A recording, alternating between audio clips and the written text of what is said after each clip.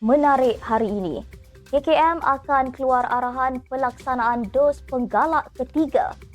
Pakar ekonomi beri pandangan Amir Hamzah pilihan tepat bantu Perdana Menteri. Tiada peruntukan undang-undang orang bukan Melayu jadi Perdana Menteri. PAS dituntut bayar hutang harakah dengan segera. Kerajaan PAS didakwa tidak mampu menjaga kebersihan.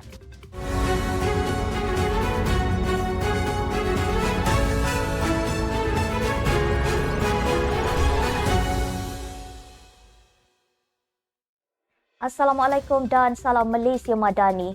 Anda bersama saya Asma Ismail dalam Netstep News edisi tengah hari 14 Disember 2023. Sebelum itu jangan lupa untuk subscribe YouTube Netstep TV dan follow Facebook Netstep Malaysia.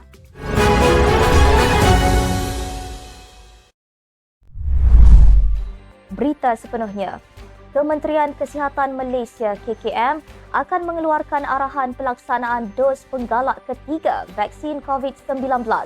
Ia susulan peningkatan kes baharu yang dilaporkan sejak akhir-akhir ini di seluruh negara. Menterinya, Datuk Seri Dr. Zulkifli Ahmad berkata, pelaksanaan itu akan melibatkan golongan rentan iaitu pesakit kronik dan warga emas yang lebih berisiko untuk dijangkiti. Menurut beliau, bekalan vaksin sedia ada mencukupi bagi menampung keperluan rakyat dalam usaha kerajaan untuk mengekang penularan COVID-19. Katanya, andai ia dilaksanakan, masih ada bekalan yang belum mencapai tarikh luput dan ia mampu melindungi daripada pelbagai strain COVID-19.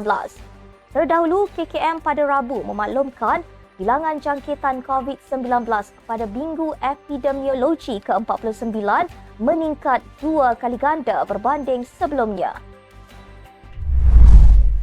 Pakar ekonomi menyambut baik pelantikan Ketua Pegawai Eksekutif Kumpulan Wang Simpanan Pekerja KWSP Amir Hamzah Azizan sebagai Menteri Keuangan 2 dalam rombakan Kabinet Perdana Menteri Datuk Seri Anwar Ibrahim Selasa lalu.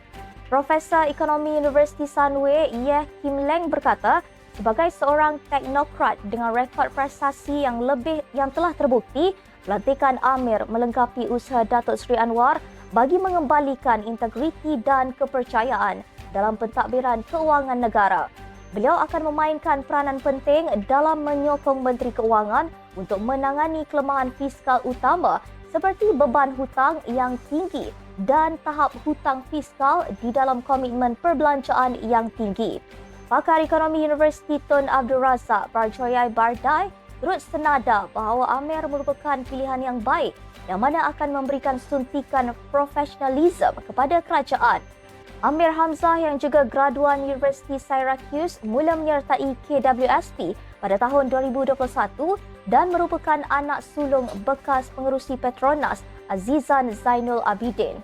Sebelum menjawat Ketua Eksekutif KWSP pada 2021, Amir mengendalikan Tenaga Nasional Berhad dan turut berkhidmat dalam peranan korporat bersama kumpulan syarikat Shell dan termasuk MISC Berhad, Petronas Dagangan Berhad serta Khazanah Nasional Berhad.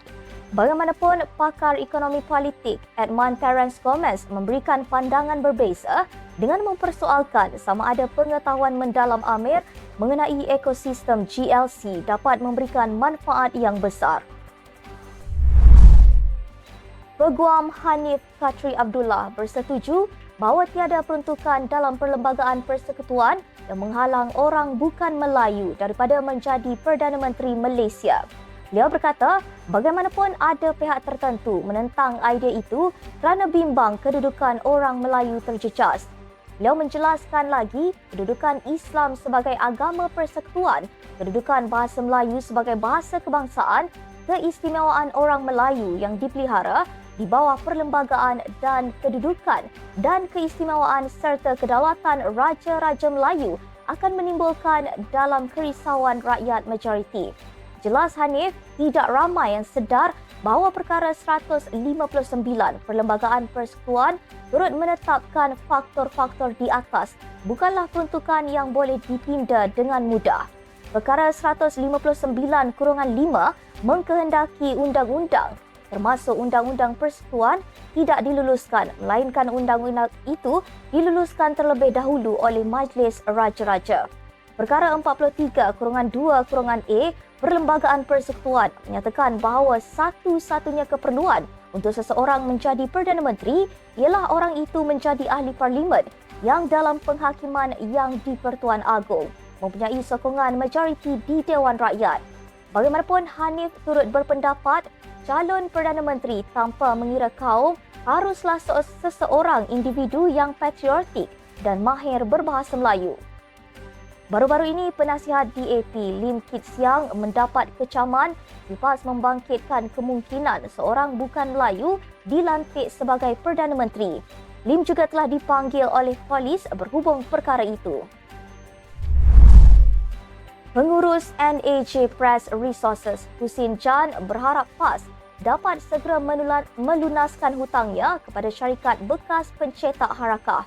Ia lebih-lebih lagi pengasas syarikat Angkatan Edaran Enterprise Sdn Bhd dan NAJ Press Resources Sdn Bhd, Azlan Jan, kini berada dalam keadaan kritikal dan dirawat di hospital. Katanya, peguam mereka telah menghantar notis perintah dan penghakiman di bawah aturan 14 Kaedah-Kaedah Mahkamah 2012 bertarikh 5 Disember 2023. Difahamkan notis itu antara lain menuntut defendant menjelaskan dan membayar amaun penghakiman termasuk kos faedah peguam cara bagi pihak plaintiff. Pihak berkenaan perlu menyelesaikan perkara itu dalam tempoh 7 hari bermula tarikh notis berkenaan dikeluarkan iaitu pada 13 Disember lalu. Katanya lagi, sepatutnya PAS ada sikap iman dan ihsan untuk bayar hutang cetak harakah, tambahan lagi dalam keadaan pengasas dua syarikat berkenaan berdepan dengan tahap kesihatan yang kritikal. Difahamkan, Azlan menghidap komplikasi buah pinggang dan jantung dan dimasukkan ke unit rawatan rapi ICU Hospital KPJ Shah Alam selepas tidak sedarkan diri pada Ahad lalu. Akibat gagal menjaga kebersihan, Kerajaan Negeri Kelantan yang diterajui PAS buat kesekian kalinya dikecam penduduk tempatan. Gempar di laman Facebook IRDK Kelantan jelas menunjukkan beberapa keping gambar yang dikongsi memaparkan timbunan sampah yang sudah melimpah ke jalan raya kerana sudah beberapa hari tidak diangkut pihak berkuasa. Menurut salah seorang pengguna Facebook, lokasi timbunan sampah itu dipercayai berada di Bunohan dan Jubakar sekitar jajahan Tumpat Kelantan. Rata-rata orang ramai menyelar kegagalan pihak kerajaan negeri dalam mengurus sampah. Malah ada yang turut mempersoalkan kerajaan Islam dan ulama tidak mampu menjaga kebersihan, namun dalam ceramah berani pula bercakap mengenai Islam. Kegagalan pihak berkuasa tempatan PBT di Kelantan untuk membersihkan kawasan kerap berbangkit sebelum ini. Malah pada Mei lalu, Pengerusi Jawatan Kuasa Kerajaan Tempatan, Perumahan dan Kesihatan Kelantan, Datuk Dr. Izani Husin, memaklumkan pembuangan sampah harian di seluruh Kelantan adalah kira-kira 1,200 metrik tan sehari. Bukan sahaja masalah timbunan sampah tidak diangkut oleh lori PBT, kawasan sekitar pantai Tok Bali di Pasir Putih juga pernah tular kerana dipenuhi sampah sarap. Sekian sahaja untuk edisi tengah hari ini. Ikuti perkembangan semasa isu-isu panas politik Malaysia setiap hari hanya di Netstep News. Jangan lupa untuk follow Facebook Netstep Malaysia dan subscribe YouTube Netstep TV. Netstep Malaysia menjangkau informasi, mengorak inspirasi. Saya Asma Ismail. Assalamualaikum dan salam sejahtera.